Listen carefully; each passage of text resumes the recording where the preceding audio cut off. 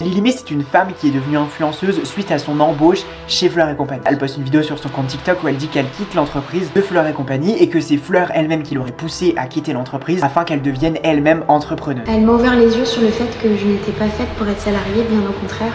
J'ai les épaules et le caractère pour être ma propre patronne. Elle postera ensuite une deuxième vidéo où elle dit qu'elle fait des crises d'angoisse et on sent qu'elle a quand même subi un certain surmenage. Aaron, un youtubeur qui parle de ce genre d'affaires, a décidé d'enquêter sur l'entreprise Fleur et compagnie. Dans les vidéos que Aaron aurait pu poster sur YouTube, on parle de la dépression de Lily, de certains employés qui n'auraient pas été payés, des jours de congés refusés aux employés. Fleur, quant à elle, prendrait des congés au pire moment, comme notamment pendant les soldes où il y a le plus de monde dans les boutiques. Certains postes n'étaient pas clairs avec des employés qui étaient obligés de tout faire dans l'entreprise, des employés obligés de dormir sur le sol lors d'un événement, ou encore des conditions de travail insalubres. Lilimé racontera même qu'elle se serait faite virer, mais qu'elle aurait été obligée de venir travailler encore 3 semaines après son licenciement, puisque Fleur aurait eu besoin d'elle. J'ai décroché parce que je suis allée les aider au mois de novembre 2024 pour le lancement des chaussures pendant 3 semaines. T'as été licenciée?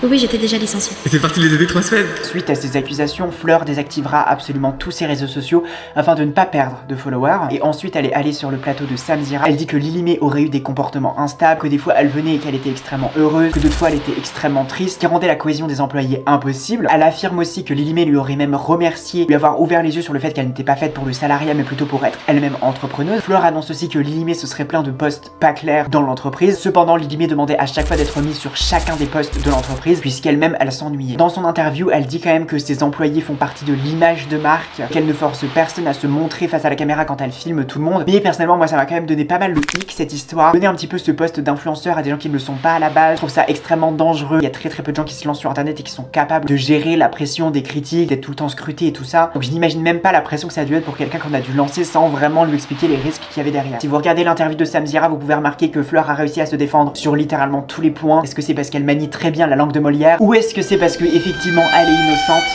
À vous de me le dire. Extrêmement drôle de voir les gens retourner leur veste 1 milliard de fois. À un moment ils étaient du côté de Pierre, l'autre ils étaient du côté de Paul, à un autre moment ils étaient du côty de Jacques. Oh my god, je sais pas comment ils ont fait pour ne pas avoir la tête qui tourne après tout ça. Mais je suis désolé, je ne peux pas mettre plus de points que ça parce qu'honnêtement c'est chiant comme histoire. Oh my god, une influenceuse qui sait pas gérer son entreprise. Womp womp.